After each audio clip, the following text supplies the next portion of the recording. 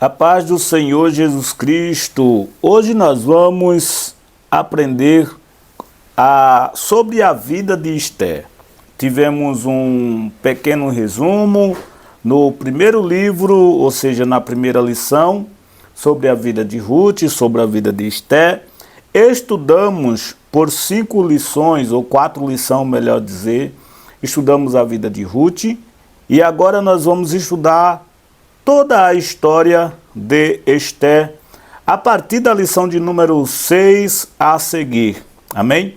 Esta lição nós vamos estudar dia 11 de agosto de 2024. Pois bem, aqui como sempre, seu amigo, seu irmão, seu professor, Jael Cândido, nós vamos aqui a princípio com esta lição, com um tema, e o tema vai falar sobre o livro de Esther. Amém?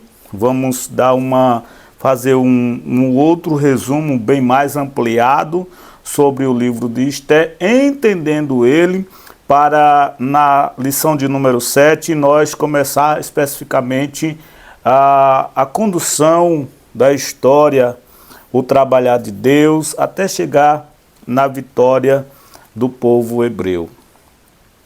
O textuário da lição diz assim: por quê? Se todo te calares nesse tempo, socorro e livramento doutra parte virá. Virá para os judeus, mas tu e a casa de teu pai perecereis. E quem sabe, para tal tempo como este, chegaste a este reino. Amém?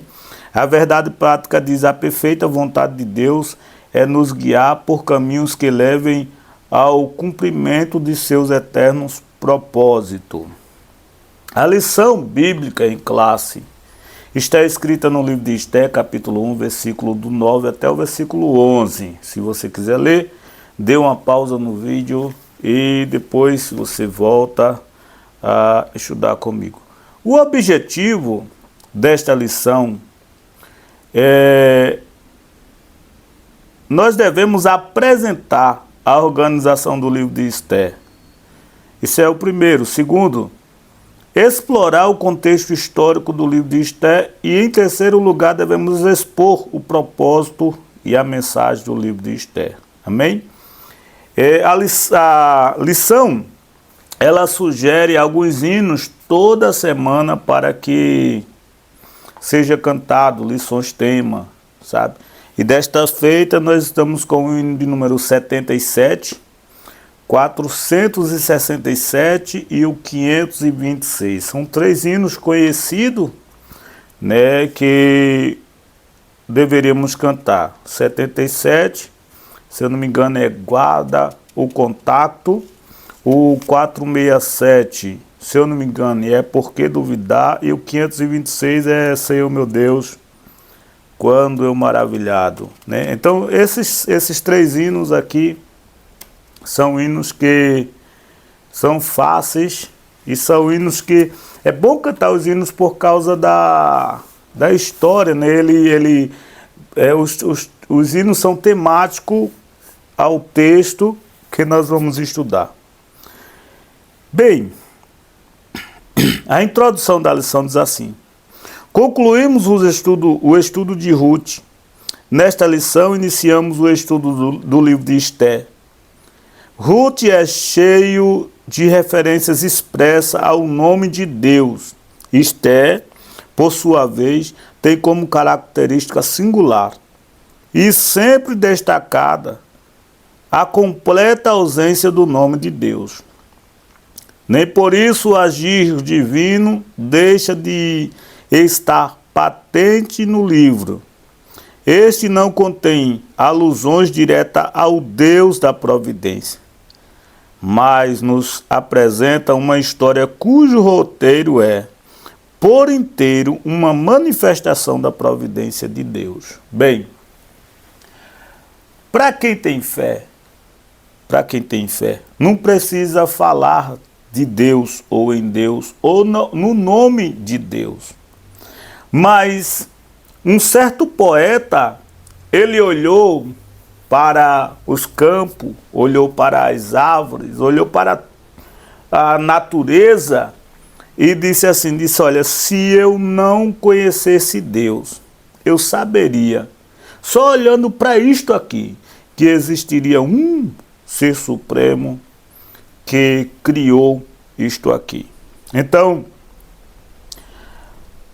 não precisa expressar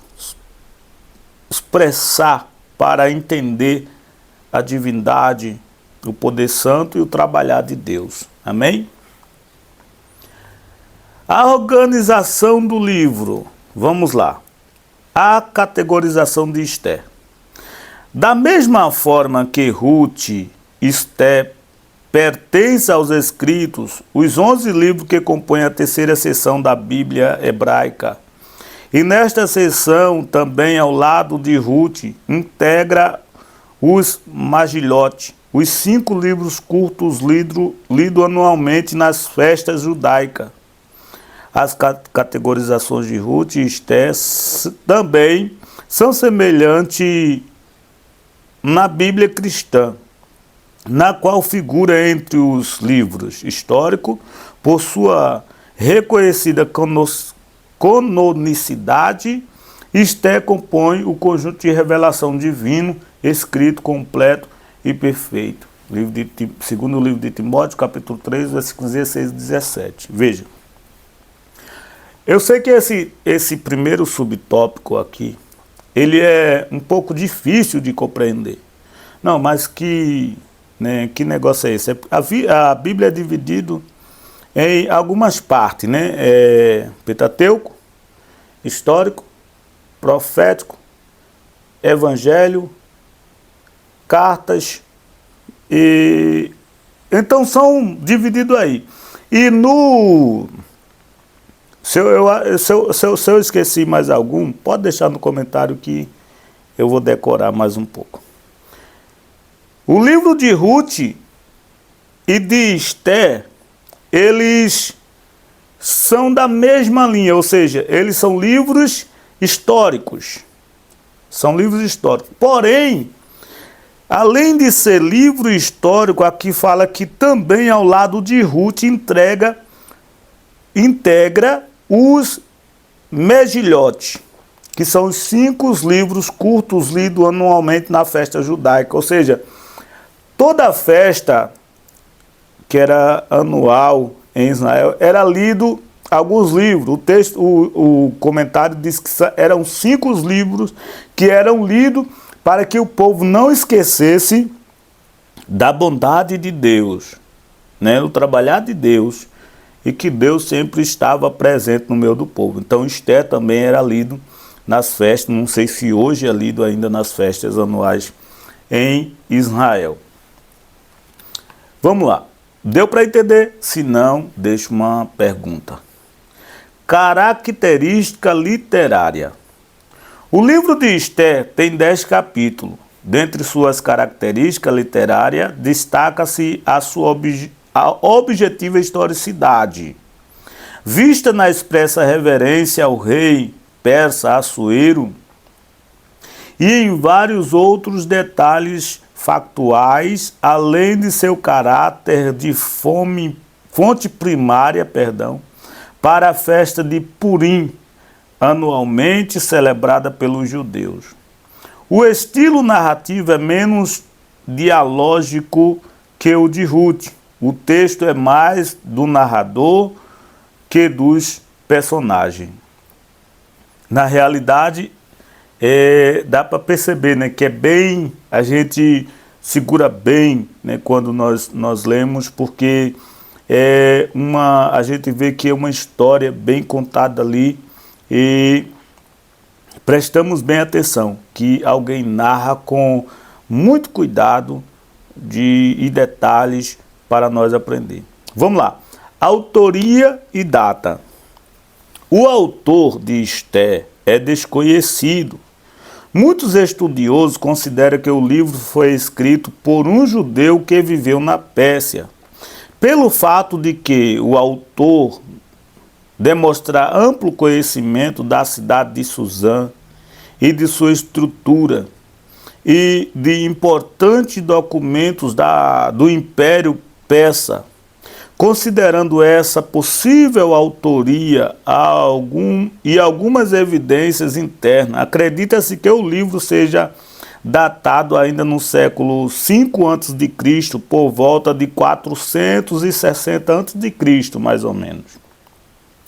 Logo após a morte de Assuero, ocorrida em 465 a.C., outro fato levado em conta para essa datação é de ordem linguística.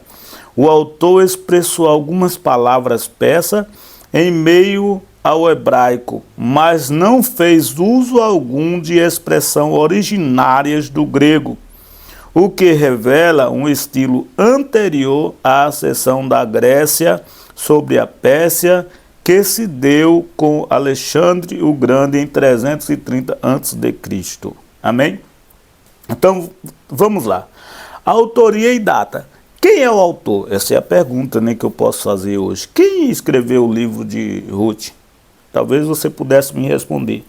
Mas aqui diz que o autor é desconhecido. Ninguém sabe quem escreveu exatamente, mas é alguém que era judeu e viveu na Pérsia, né?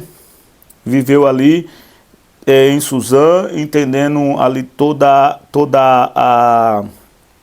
a cidade, conhecia bem o lugar, e essa pessoa escreveu, né? Não se sabe se foi Mardoqueu, se foi uma outra pessoa, ou Esdra.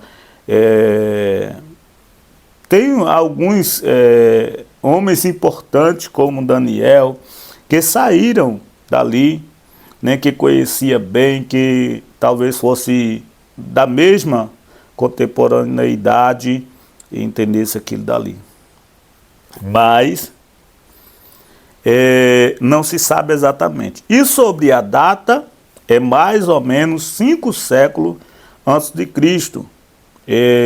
Por volta de 460, como o comentarista colocou. Mais ou menos aí foi a data que foi escrito o livro de Esther. Vamos lá. O contexto histórico. O povo hebreu no exílio. Para uma melhor compreensão do contexto histórico do livro de Esther, é importante mencionar no final do período da monarquia do povo hebreu. Em 722 a.C., houve queda do reino do norte sobre os assírios. Está escrito no livro de 2 Reis, capítulo 17, versículo 6.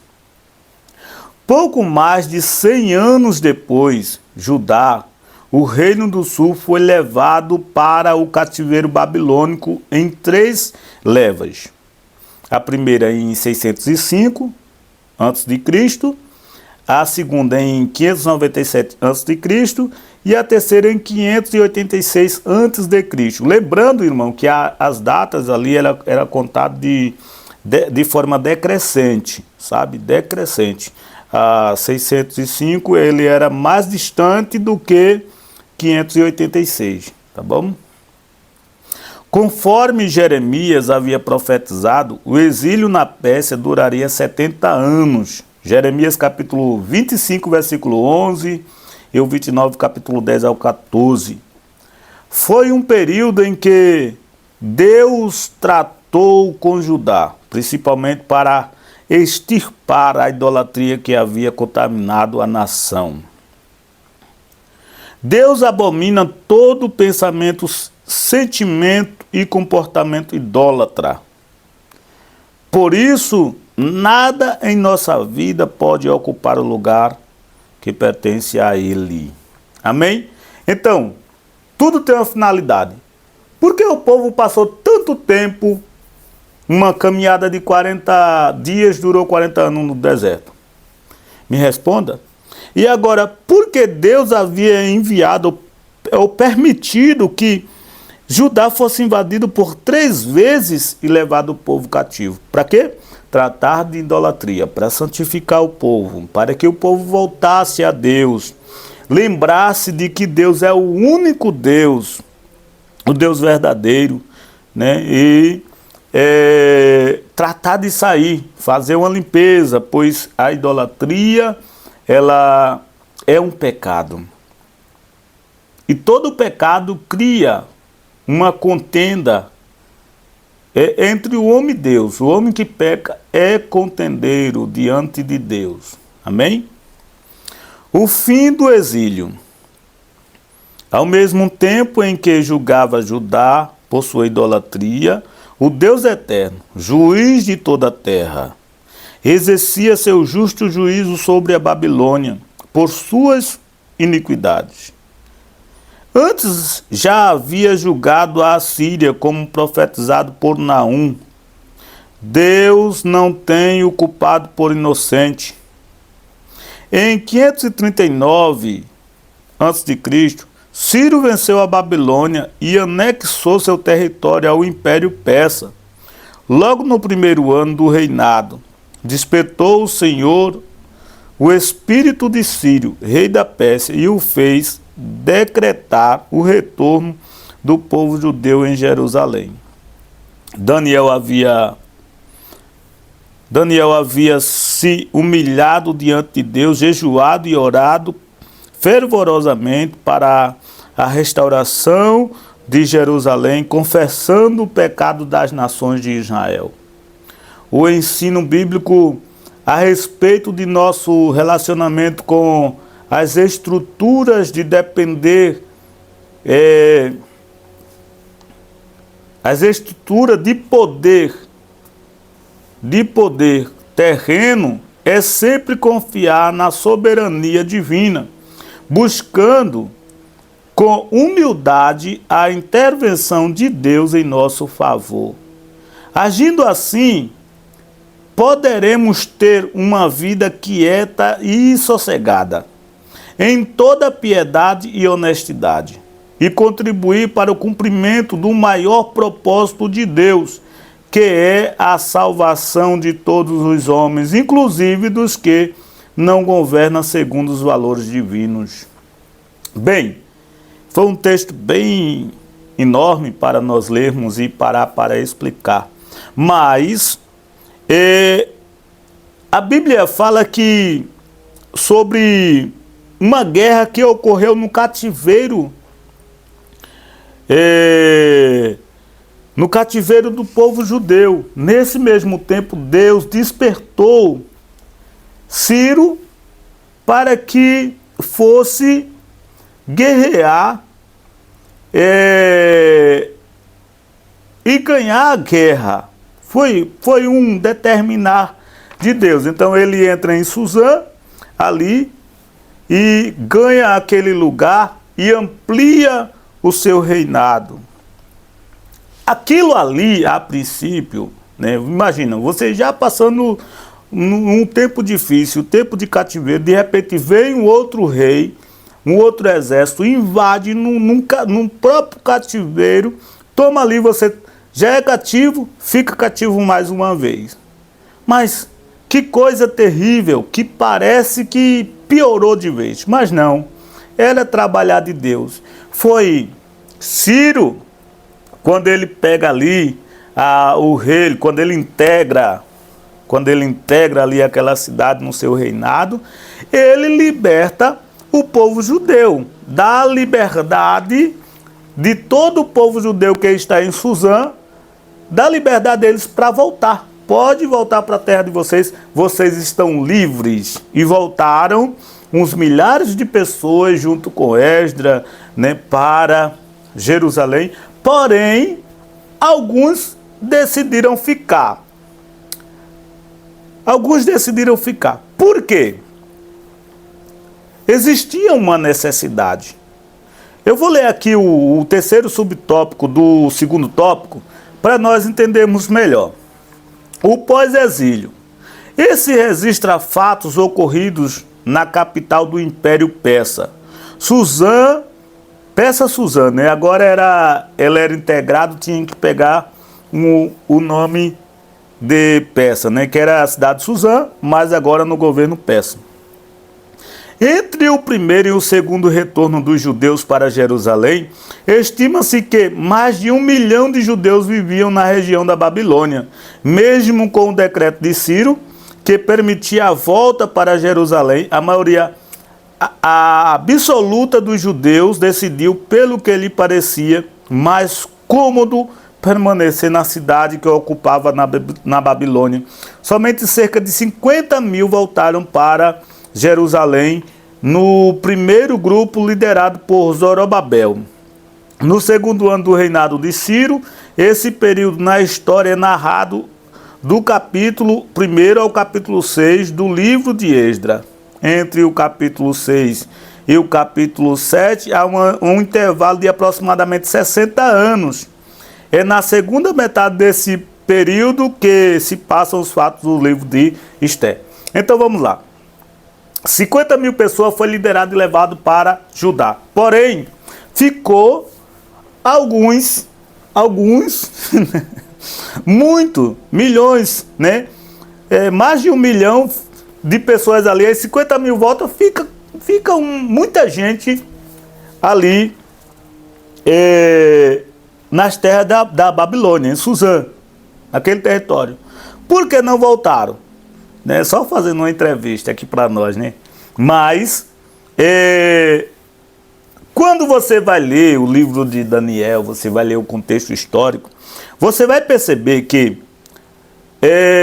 Judá foi devastada. Destruído casa, destruído muro, destruído seus campos, destruído açudes. Tudo ali era voltar para reconstruir. E só que o povo estava em Suzã estabelecido. Alguns, como 50 mil pessoas, voltaram. E outros decidiram ficar da forma que estava estabelecido ali. Porém, no decorrer da lição, você vai ver que muitos dos babilônicos não se conformaram porque os judeus eram livres e estavam ocupando as suas terras. Havia alguns que eram ciumentos desta forma, né? Porque cada um não pega... porque a acomodação, ou a incomodação, porque eles ficaram incomodados, não era nem tanto porque eles estavam lá, era por causa do Deus de Israel. Porque o povo adorava um Deus que não era feito por mão de homem. E realmente esse Deus, ele fazia coisas que os outros não faziam. Realmente Deus cuidava de seu povo. Então, a nossa fé, a nossa crença incomoda. É por isso que nós crentes devemos ter certeza e sempre dizer, para qualquer pessoa que se incomoda com a gente, é por pouco tempo. Nós não somos daqui, apenas somos peregrinos nessa terra. Estamos só passando o tempo, porque um dia nós iremos para a nossa terra natural. Amém? Vamos lá, propósito e mensagem. A providência divina. O principal propósito do livro de Esther é registrar o cuidado providencial de Deus com o seu povo, a despeito de suas escolhas fora de seu propósito. Ao decidirem permanecer na Babilônia, sob o domínio do Império Persa, os judeus olharam para a estabilidade que imaginava ter conquistado, não apenas no aspecto econômico, mas também cultural, social e religioso. Os persas tinham fama de benevolência com os povos que dominavam, principalmente quando a liberdade religiosa. O retorno a Jerusalém exigia renúncia e disposição para uma viagem penosa e para a dura reconstrução de uma cidade totalmente destruída. Para muitos, pareceu melhor ficar na Babilônia. Há caminhos que ao homem parece direito, mas o fim dele são caminhos de morte. Esse fim depois nós entendemos aqui, o versículo final. O que eu falei a respeito de Judá, como ele estava, né?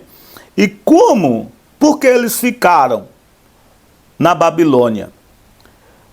Entenda que quando os judeus foram tomados lá cativo, Diz a Bíblia que foi 3 vezes. Vamos recapitular aqui. 3 vezes que eles foram transportados de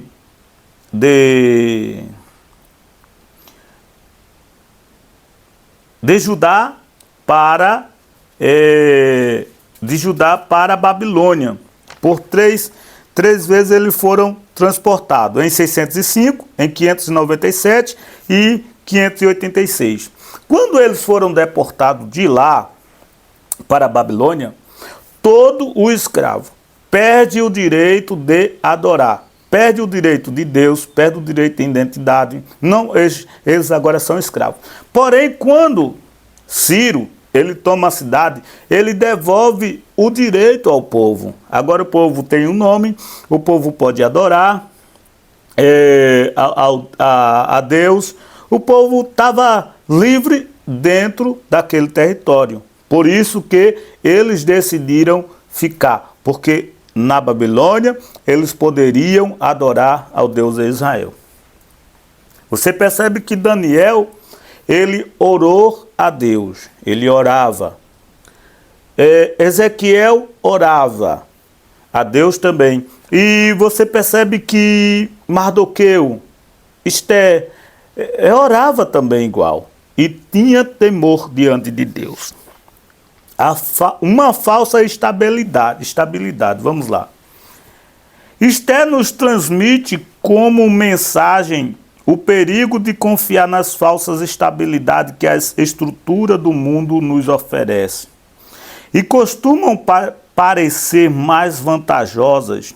Estava tudo indo muito bem em Suzã, até surgir a ordem de extermínio total dos judeus. A falsa segurança foi embora. O povo de Judá dependia novamente da intervenção divina para a sua sobrevivência. Esther nos mostra Deus agindo mais uma vez, movendo as estruturas humanas.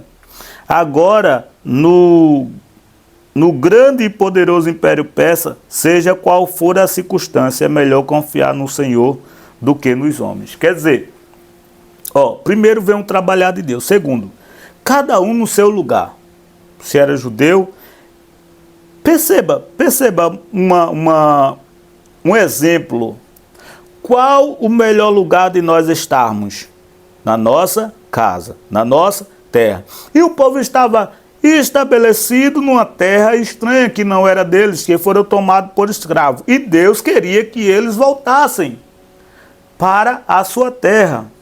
Deus mostrou que ali não era o lugar deles, não devia confiar, pois tinha muitos inimigos. Você já imaginou você se estabelecer junto de pessoas que ele te tomou por escravo e levou para lá? É igual a nossa vida hoje. Nós não podemos nos estabelecer no mesmo costume do mundo.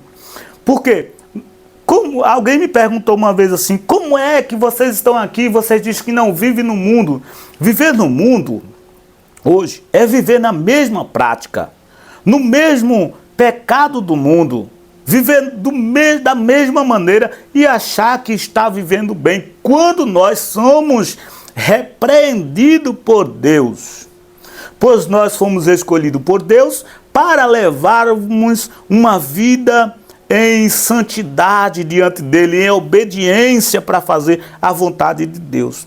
Por isso que muitos lugares em que nós vamos, em que nós ficamos, nos incomoda, nós ficamos ali incomodados, querendo sair, porque o tal lugar não é nosso. Nós estamos frequentando lugares que são do rei das trevas, e nós somos da luz. Então, por que não permanecemos no caminho da luz? Quando nós estamos no mundo e não somos do mundo, é porque vivemos diferente do mundo. Se nós estamos igual e estamos sem que o Espírito Santo nos incomode para vivermos diferente, sairmos dali, então nós estamos com defeito de fabricação, como disse nosso irmão outro dia. Amém? A festa de Purim. O livro de Esther tem como propósito também registrar a instituição da festa de Purim, ordenada por Mardoqueu, depois do grande livramento que os judeus receberam. Purim é um plural da palavra pur, lança-sorte, sobre Esther. Conforme Esther, aliás, capítulo 3, versículo 7. Amã lançou sorte para fixar o dia da morte dos judeus. A festa comemora a frustração desse nefasto plano diante da providencial ação divina para a libertação do seu povo. A soberania de Deus não encontra limites. Ele age em qualquer época ou em qualquer lugar para cumprir seus propósitos. Amém? Então esta festa do Purim foi determinada por Esther, porque Pur significa lança-sorte, e Esther colocou essa festa para celebrar o fracasso, né? Celebrar o fracasso, a frustração de Amã quando ele tentou destruir o povo de Deus. Vamos concluir a lição agora, já estamos com mais de 30 minutos. O livro de Esther nos lembra de que vivemos neste mundo, mas não devemos confiar em suas estruturas. Todos os reinos deste mundo passarão. Está escrito em Daniel capítulo 2, versículo 37 até o 45. Por isso a palavra de Deus diz que a nossa cidade está nos céus, donde também esperamos o Salvador, o Senhor Jesus Cristo. Amém? Então, nossa cidade, nosso lugar não é aqui. Nosso lugar não é terreno. Há quem possa estar acomodado, quem não queira ir, quem se incomode quando fala que Jesus vai aparecer nas nuvens e vai recolher os seus escolhidos. Há pessoas que se incomodam com isso, mas Cristo vem buscar uma igreja preparada, um povo que sabe que seu lugar não é este. Amém? Temos aqui 5 perguntas que talvez você pudesse responder elas e quem sabe nós poderíamos corrigir. Qual a característica mais destacada do livro de Esther? Isso está na lição. Você lê, você prestar atenção, você vai conseguir encontrar. Quais as evidências da historicidade do livro de Esther? Quais os contextos históricos de Esther em relação ao período pós-exílio? Qual o principal propósito do livro de Esther? Que mensagem principal podemos extrair de Esther? Então, são essas 5 perguntas que temos na lição e nós vamos terminar por aqui.